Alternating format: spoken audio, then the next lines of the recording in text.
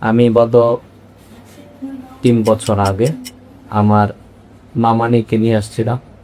ওনাকে নিয়ে আসার পরে আল্লাহর রহমতে আল্লাহ তাআলা তো উনি সুস্থ হয়েছে এবং বর্তমানে আমি কক্সবাজার জেলায় কর্মরত থাকা অবস্থায় জমিজমা সংক্রান্ত বিরোধের বিষয়ে আমি একজনের সাথে পরিচিত হই।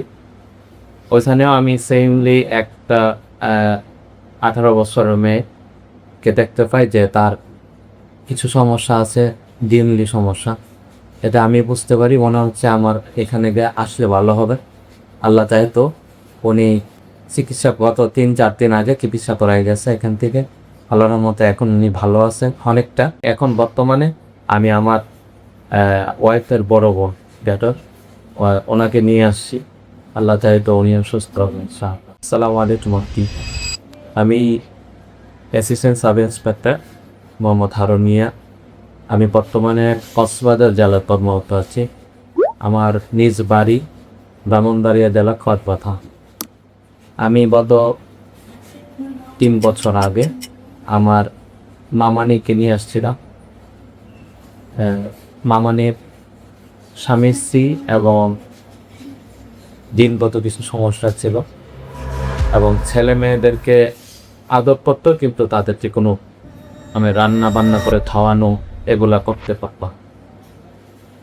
ওনাকে নিয়ে আসার পরে আল্লাহর রহমতে আল্লাহ তাআলা তো উনি সুস্থ হয়েছে এবং বর্তমানে আমি কক্সবাজার জেলায় কর্মরত থাকা অবস্থায় জমিজমা সংক্রান্ত বিরোধের বিষয়ে আমি একজনের সাথে পরিচিত হই।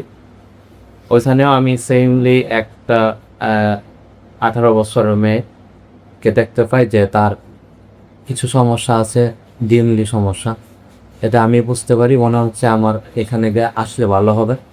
আল্লাহ চাহে তো উনি চিকিৎসা গত 3-4 দিন আগে চিকিৎসা করাই গেছে এখান থেকে। আল্লাহর মতো এখন উনি ভালো আছেন অনেকটা। আগের মতো ভাঙচুর করে না, তার সাথে খারাপ ব্যবহার করে না, এখন ভালো আছে। আর এখন বর্তমানে আমি আমার ওয়াইফের বড় বোন ডেটার ওনাকে নিয়ে আসছি। আল্লাহ চাহে তো উনি সুস্থ হবেন।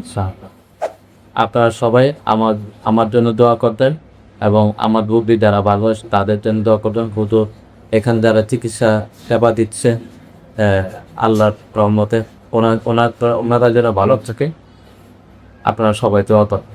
আসসালামু আলাইকুম।